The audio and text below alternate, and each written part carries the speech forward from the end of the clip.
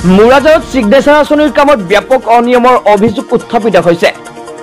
যমুনামুখৰ বিধায়কৰ ঘনিষ্ঠ সম্পৰ্কীয় লোকৰ স্বাৰ্থত চৰকাৰী আঁচনিৰ কামত অনিয়ম সংঘটিত হোৱাৰ অভিযোগত আজি মুৰাজাৰ অঞ্চলৰ ৰাইজে সাব্যস্ত কৰিলে প্ৰতিবাদ।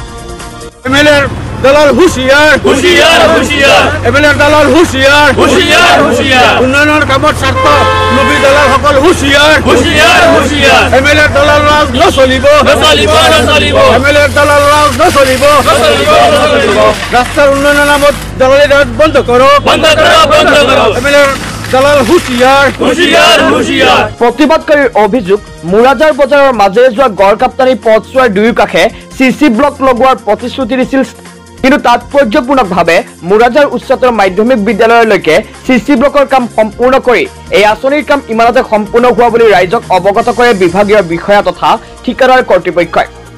লীলবাগান সিগনেচাৰ প্ৰজেক্টৰ যিটো ৰাস্তাৰ কাম যেতিয়া মুকলি কৰা হৈছিল, আমাৰ এমএলএ মহোদয় আৰু আমাৰ এমপি মহোদয়, বিভাগীয় অভিযন্তা, SDO এইবোৰ সকলো ইয়াত আছিল আৰু তেখেতসকলে তেতিয়া আমাক কৈছিল ৰাস্তাৰ কামৰ লগত পপাৰ বজাৰ এৰিয়াত যিমানখিনি ড্ৰেইন হ'ব এই ড্ৰেইনখিনিলৈকে ৰাস্তাৰ দুয়োকাষে ব্লক বহুৱাই এইখিনি ছেটিং কৰিব। এতিয়া আমি দেখা পাইছোঁ এইকেইদিন আগতে হায়াৰ ছেকেণ্ডেৰী স্কুললৈকে কৈছে যে এইখিনি সমাপ্ত হৈছে কাম, এইফালে আৰু নহ'ব। পিছত আমি আজি দেখিবলৈ পাইছোঁ যে নতুনকৈ আৰু বোলে 20 মিটাৰ ইয়াত এলটমেণ্ট হৈছে। এই বস্তুটো একেবাৰে ক্লিয়াৰ হৈ গ'ল যে এমএলএৰ লগত সম্পৰ্ক থকা মানুহৰ গড় এইটো গড় হ'লে যিটো 20 মিটাৰ আকৌ এক্সট্ৰা এক্সটেনশ্যন কৰিছে, এই 20 মিটাৰটো হ'লে এই দালালৰ গড়খিনি পাই যায় আহি। আৰু ৰহস্যজনকভাৱে হঠাতে আৰু 20 মিটাৰ চিচি ব্লকৰ কাম পুনৰ আৰম্ভ কৰাত জাঙুৰ খাই উঠে অঞ্চলটোৰ ৰাইজে। ৰাইজৰ অভিযোগ, যদি বিভাগীয়ভাৱে উক্ত চিচি ব্লকৰ কাম মুৰাজাৰ উচ্চতৰ মাধ্যমিক বিদ্যালয়লৈকে অনুমোদন হৈছিল, তেন্তে আৰু 20 মিটাৰ কাম কিয় বৃদ্ধি কৰা হ'ল? কাৰ স্বাৰ্থত চলিছে সিগনেচাৰ আঁচনি নিৰ্মাণৰ কাৰ্যত এনেবোৰ অনিয়ম বুলিও প্ৰশ্ন উত্থাপন কৰে প্ৰতিবাদী ৰাইজে। পুনৰ আৰম্ভ হোৱা 20 মিটাৰ কামৰ নিচেই কাষতে আছে যমুনামুখ সমষ্টিৰ বিধায়ক আব্দুৰ ৰহিম আজমলৰ লগত সুসম্পৰ্ক থকা AIDF দলৰ এগৰাকী নেতাৰ ঘৰ।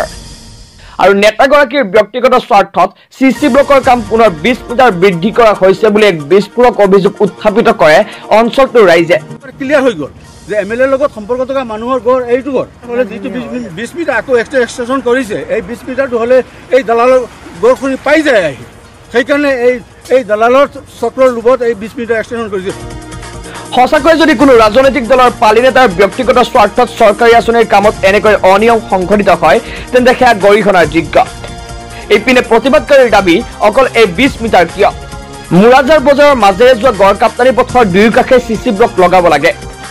অন্যথা কোনো ৰাজনৈতিক দলৰ নেতাৰ স্বাৰ্থত পুনৰ আৰম্ভ হোৱা কামৰ বিৰুদ্ধে এক গণতান্ত্ৰিক আন্দোলনৰো হুংকাৰ প্ৰদান কৰে প্ৰতিবাদকাৰীসকলে। সেইকাৰণে এই দালালৰ চক্ৰৰ লোভত এই 20 মিটাৰ এক্সটেনশ্যন কৰিছে, কিন্তু আমাৰ এই 20 মিটাৰ নহয়, যিমানখিনি ড্ৰেইন হৈছে এইখিনিলৈকে দুয়ো ছাইড ব্লক বহিবই লাগিব।